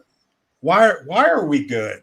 What do you mean we're good? Oh, you're not doing any work. But the sign says that everybody that comes on this floor has to have PPE. Mm-hmm. And that includes us. That includes us as leadership. Well, what rank has its privileges? No. What rank and this is what I feel like every time I get promoted, I feel more of a sense to do the right thing. Even if I was the lowest at the bottom, I would still do the right thing. But you have all those eyes watching you, and if they see you walking through, well, the safety director ain't wearing this PPE. The CEO of the company, she's not wearing her stuff, right? And that's what that goes with. And that's one thing that I preach with my program is in the interview when I'm hired, and it's usually by the CEO or some of the people, I'll ask them, what is your take on not just safety, but leadership? What do you guys feel like? Do you guys think that you're above the board when it comes to doing that? Do you guys follow the practices that are written in this book? And if the answer is no, I say, so what are we going to do to make that change? Because I can't come in and do my job if you guys aren't doing your job. So if you have, what is it? Any of the ISO, right? Any of your organizations have that. That's one of the main things is top level management is participating in the program, and they put that in there for a reason, right? So definitely. And that's something that safety professionals, it's hard because we see a lot of times we see the things in black and white. We see all the things that are not happening, the things that need to happen, the people that are kind of, letting everything kind of go in the cracks, but we need to be the people to reel everybody in. And usually it's from the top. Nice. Safety Sam said, impact reality is the people in the company are watching what is important to the people who are in the position to give them raises, promotion, days off, etc. When they see that safety is a big deal to those people above them, then they take notice and start acting accordingly. And then Shane Oliver said, preach, Sam, preach. And then he also said, absolutely, Reggie, to the comments. And LinkedIn user, tell me who that is again. Who's a LinkedIn user? It goes both directions, top down leadership and bottom up. And then Shane said he's going to go work with you, George, that you got it, my man. and again, it's, the fact of the matter is, if you come into an organization personally, and this is, me just speaking, thinking that, I'm going to get this job and not have to make an impact, not have to be positive. Just because of my job title, I can get away with certain things. You don't have integrity. And integrity is doing the right thing at the right time for the right reasons when nobody's watching. Okay. So, and I'm a firm believer of integrity. It's drilled in us in the military, and then even out of the military, just doing the right thing, even if nobody's watching you. Because the minute that somebody does see you, guess what? Hey, the safety guy's doing everything right. Hey, the CEO's out there doing everything right. I need to follow their lead. I need, they're setting the example. They are the ones that, we need to look up to and, try to emulate in a sense.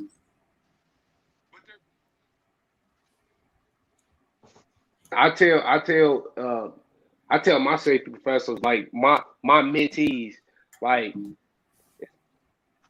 control your perception. That's why I carry around a gallon of water. I drink a gallon of water myself, but I do it intentionally because I want to have conversations about water. I know they're watching me though. They're watching you, safety professional. So be intentional about some of that stuff. Go to the break room at lunchtime and talk with the people. Be with the people. Get the pulse of the facility. I win breakfast and lunch because I have all of them hold me accountable every day. They're part of my success. They're part of why I look like I am. Because I do those type of things. It helps me out too. But they're looking at us. Yeah, they're seeing you put them shirts on and get all swelled up. Yeah. No, and again, they see, if they follow you on social media, just, and if you don't follow, George Nelson, I suggest you guys go follow him and everybody that's on this panel right now. But you see George and, the first thing you do, he's there. And I love the fact, and I told him he needs to make some swag. In my opinion, and again, because it's his opinion, but he's stating it with authority. He's stating it with his passion and his drive. And that is what attracted me. I had George on the podcast, you know, and that is what got me seeing him saying, in my opinion, I think X, Y, and Z. Bam. You know, and again, he says it with authority. He is confident in what he's saying. Look at it as I'm just documenting my perspective at the time. I'm really not even creating content. You see, in our reality, that's kind of what I look at what I'm doing. I'm not even creating content. I'm kind of documenting my perspective. Or I'm really trying to figure out what didn't I know when I came in as a safety professional that would have helped me out. That would have really helped me out at that time period if I knew, boom, I need to be there at shift change. I need to be shaking hands. I need to be, like if I had just those little tips, that would have took me to the next level. I need to know everybody in the facility's name. Yeah, definitely. Yeah. That goes along. It goes a long way, especially, getting to know who is who and not just, hey, you come here, or hey, what's your name again? No, but actually saying, hey, Paul, hey, Thomas, hey, Tanya, that type of stuff, and actually getting it gets that person, everybody. Yeah. It takes effort. Why do you think that some of your peers don't follow suit in how you approach and deal with, other employees or people that you work with? What do you think that is? What's your hypothesis? Oh, hold on. We got a call. Go ahead. You're on the air. Hey, Pedro. This is Mallory. Hey, Mallory. How are you? Not too bad. I'm really enjoying the show today, by the way. To the guys that are on the show, Tony and Bryn and Reggie, George, all of them have had fantastic answers. I really appreciate their perspective and their feedback. Found myself a little bit as a 100% disabled female veteran mechanic, and I played semi-pro football for a little while. I work construction, and I tend to gear towards the man's field, surrounded by that minority category that they referred to earlier. And I think professionals like this there's just not enough of them. I like the examples that they set and the message that they send. And one of the questions that I had was, how have they impacted the safety environment as a whole in a positive way that they feel is taking on and making a change?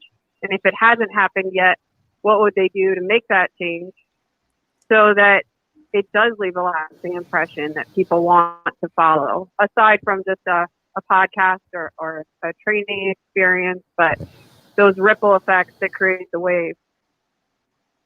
Nice. Good question. And thank you for calling in. That's awesome. So who wants to take that question first? No problem.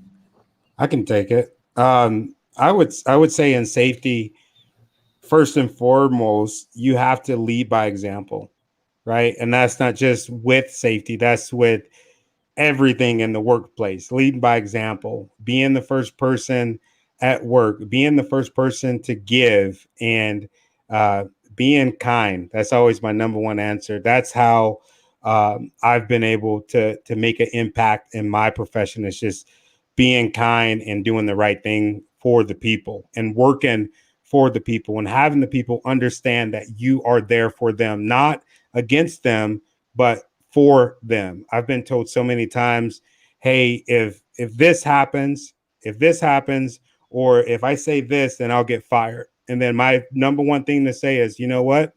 I'm pretty deep on LinkedIn and Indeed. If you get fired, I'll get on there and we'll both be looking for a job tomorrow. And that to me is what makes a difference. And that's what gets the influence with the people. And that's what changes the environment as far as safety, is because they're like, oh my God, he is really for me. He is ready to ride for me. And I don't just say it just to get cool points, but I say it because I mean it.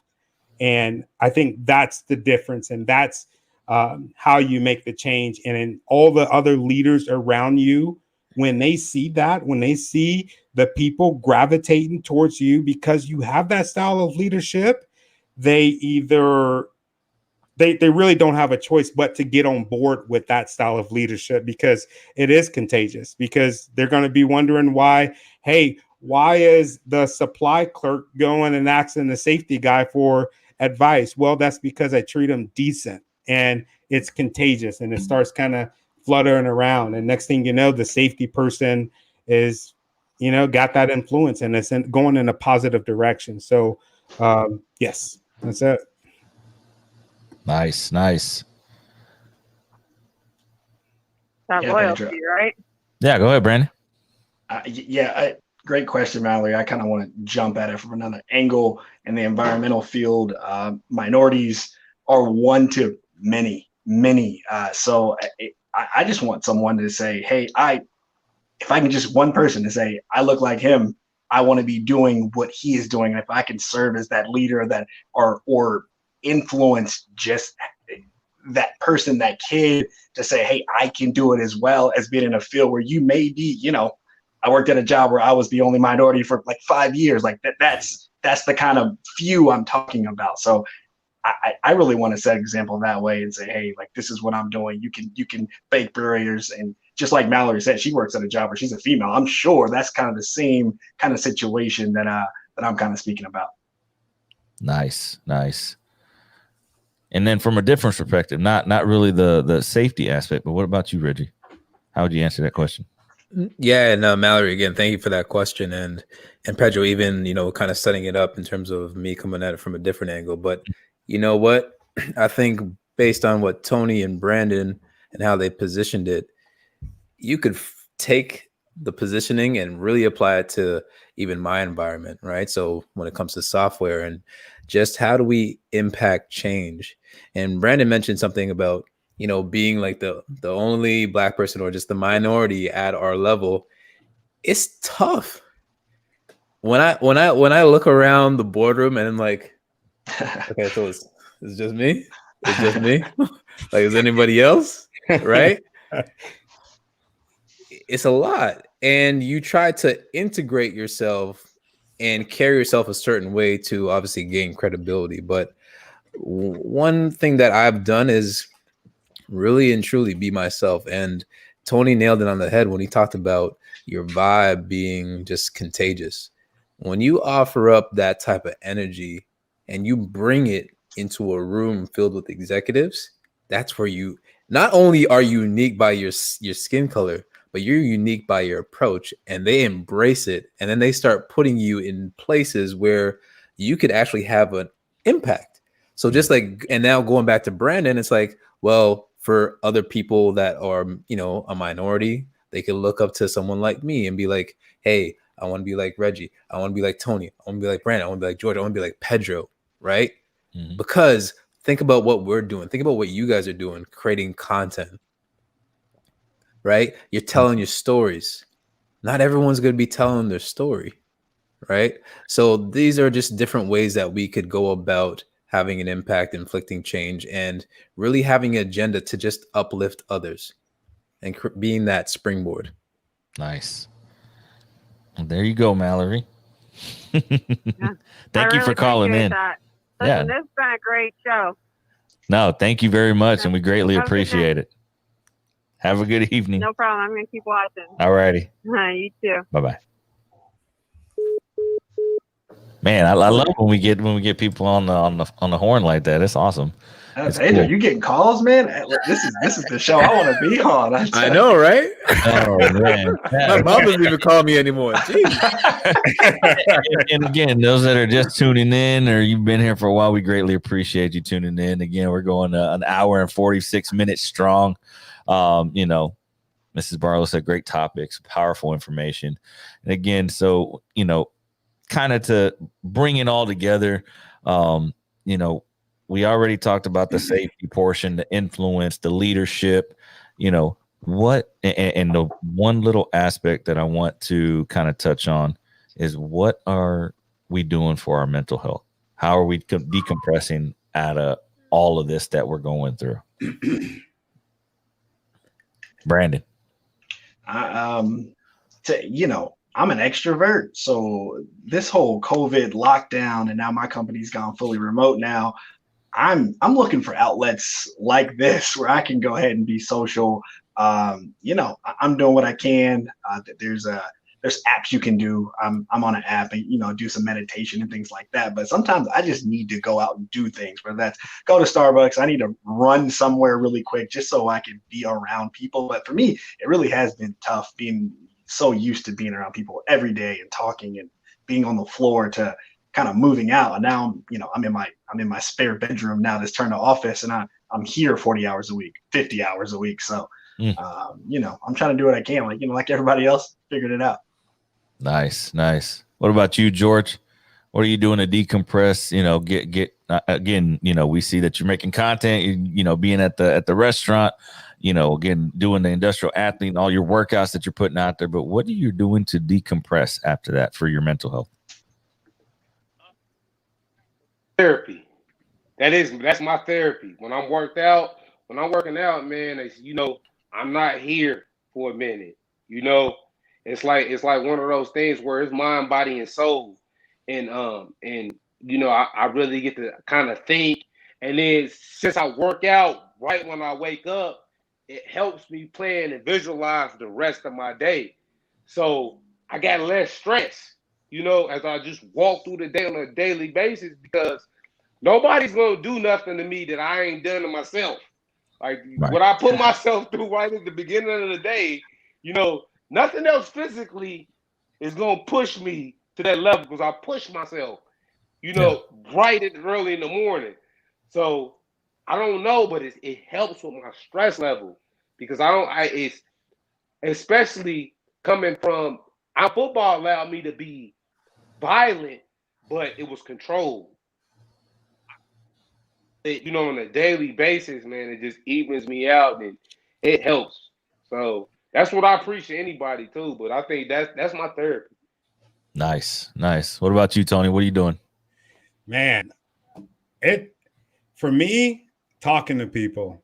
If I'm in a mood, I'll call my mom. I'll freaking hang out with my wife, hang out with my kids. I've been doing a little bit of running, just pretty much, man, just taking it day by day. Like right now, I'm taking a couple of weeks off of work just because, I got other stuff to do, want to connect, with my family and do projects and, making content and just doing stuff that feeds me, and not just, my work, or not just my career, my profession, but just things that add value to me individually. So that's one thing that I would tell people is just, do stuff that you love to do, talk to people. If you find yourself, having not so good mental health, talk to a therapist. That's one thing that we did for our kids. We go see a therapist because this time, man, it's hard on adults, it's hard on kids. And I'll be honest, man, in the beginning of it, I'm like, what are they tripping for, man? They don't got to go to school. They get to kick it all day, play games and be on TikTok. But I start after like a month, I'm like, damn, they hurting just like we are. So yeah, just therapy, checking in, talking to them. And that's good for us parents too, man, just to know that, everybody is good. They're healthy, going for walks and just moving. Yeah. What about you, Reggie? Man, all of the above based on what everyone's saying, to be honest. So I'll do CrossFit. But my real therapy comes from going for runs. So I go for runs by like the water, and as I'm seeing that water, it's just talking to me, man. Right. But then just doing the morning routines like meditation, that's what, Brandon mentioned, and just building that relationship with God. But then really and truly what everyone's kind of talked about is making these connections. Right. And it really goes down in the DM as the song is, because when people, and I don't know about how you guys feel, and this is probably a question back to you, but I get a huge rush when somebody would say to me, hey man, that like that post or that show that you put on like really moved me. It really touched me, and I look forward to the content that you're pushing out there. Like if you think about just the comments that you're getting tonight, Pedro, and to everybody here, like we're impacting people. Yeah, it could be one person we're impacting, but at the end of the day, it's people, right? So I think that's where my mental health comes from in terms of just giving back and just making sure that people they're doing their best. Nice. Mallory has that one question on the topic of mental health. What message do you tell yourself when you look in the mirror? Positive thinking starts positive talk. Great question. And I'll go first on this. I always tell this to my daughters that, there was a saying, that saving somebody's life, having those crucial conversations when it really counts, being able to make a positive impact and make sure everybody goes home safe. I can do anything. That's a good one. It's a good one. And let's see, Shane Oliver. It's hard for me to vent my frustrations with people other than other safety professionals. and again, sometimes when we have other safety professionals, they get our concerns, but it's also good to vent your frustrations with somebody that's not part of your, immediate community, because they might give you a different perspective. That's what I would say, Shane, is, try doing that, your frustrations, and then they'll be like, well, I'm not understanding. Then you can kind of explain what's going on, and then they get a better understanding of what you do and see it from a 10,000 foot view of what could possibly, how they can help you in some way. But this is a prime example, right? Like I'm not within the safety industry, and I'm actually really enjoying this conversation because, again, education, it's valuable, right? Especially when you guys have breaking it down to a point where I need to be cognizant of it. So shoot, this is a real life example that Shane could actually learn from and have those conversations. Yeah, no, definitely. And again, we're hitting that 2 hour mark, an hour and 55 minute. Sorry, my bad. That's my pills that I have to take for my heart. So, we're hitting that hour and 55 minute, almost a 2 hour mark. I know George hasn't came back on yet, but everybody go around the horn and let everybody know where they can reach you at if they haven't connected already. Your social media handles, where can they find you at? Yeah, I'll go ahead and start. The easiest way to contact me is on LinkedIn, Brandon Barlow. I also have my Instagram. This is all new to me. It's Inkent Brandon. I think that's what it is. But catching some of my other videos. I don't get on it a lot. But yeah, if you want to talk to me and get on LinkedIn, just hit me up. I definitely love to talk to people. Yeah, and for me, Reggie Waterman on LinkedIn, and I host a live LinkedIn show called Discover Your Other Self every Thursday at 7 p.m. Eastern Standard Time. Tomorrow is actually a special time because we're actually having a special guest from the UK, so that will start at 6 p.m. Eastern Standard Time. But yeah, I would love for all of you, everybody watching this, even everyone here on the panel, to even come out and watch that show. And I still remember like Pedro actually coming out and just watching like the whole test runs that we were doing when we were trying to get things in order. So that was pretty dope. Shout out DJ D Money. DJ D Money. Yeah, my man. He and again, it's something unique for what you're doing with that Discover Your Own Self. Having DJ D Money in the beginning, getting everything fired up, lined up, and getting the energy going. It's just it's crazy. Well, you know what, Pedro? I told DJ D Money this. I said we did not make it until an influencer says, "Hey guys, here's some tips and tricks on how to run a LinkedIn Live series. Do not have a DJ." I'm waiting for that. I can't wait. No, it's awesome. It brings that flair. It brings that something different, and it's definitely and it vibes with what you're trying to do. And again, Discover Your Own Self is something that's different, something that you're bringing to the table, and it's definitely awesome. I definitely will be tuning in tomorrow. You got a DJ, man? That's dope, dude. That's dope. and I can attest. I actually listened to some of his stuff on Twitch where he had shout out again shameless plug to DJ D Money. Go follow him on Twitch. He definitely has it going on, and he's a great DJ. That's awesome. Is that what I got to do to get a LinkedIn Live? That's a whole nother conversation right there, Tony. A whole nother conversation. Mr. Steve Bell, great stuff, guys. Great stuff. Really appreciate it. Says, the trouble with trying to decompress from work with other safety pros is that work stays in the picture. And again, that's why you need to find somebody outside of work, outside of being a safety pro. Again, I can turn that off. I can stop being a safety pro. You can talk to me. I'm here. I know, these guys that are on the panel that are here would definitely listen to what you got to say. Reach out. Because if you call safety people, you're going to get fight friends. And I'm going to be on your side and be like, no. You're right, man. Yeah. They're absolutely wrong. So I agree with you, Pedro. You don't need more fight friends. Yeah. Steve said we have to keep this topic at the top of the list. Yes. Again, everything that we talked about today. Again, the influence, the impact, the safety leadership, safety in general. The mental health aspect, all of these stuff that in a good conversation. Mr. Dell said, for George, you can take me later. But again, Tony, where can they find you at? Where can they reach you at? So I am on LinkedIn the most, Twitter. I just started a Twitter account. Happy to say I got a hot 40 freaking followers, but I'm on Facebook, but pretty much everything is Taylor Inspires. That's where you can find me.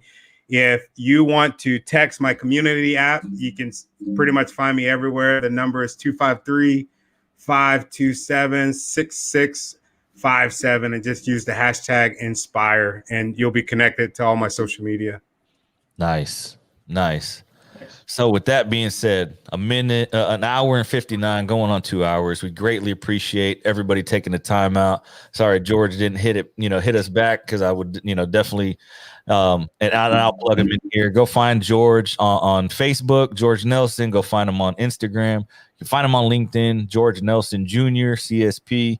Follow the hashtag Industrial Athlete. You can find a lot of his content out there. Especially on the Facebook, he puts out a lot of stuff, especially for his, the business, the Industrial Athlete, his pop-up shops, and the restaurant. On LinkedIn, it's tailored to what's going on in his world. So I greatly appreciate him, taking the time out of his day, his evening, to be on here. And again, y'all know where to find me at. Ask yourself that one question: what is your X factor? So until next time, we'll see you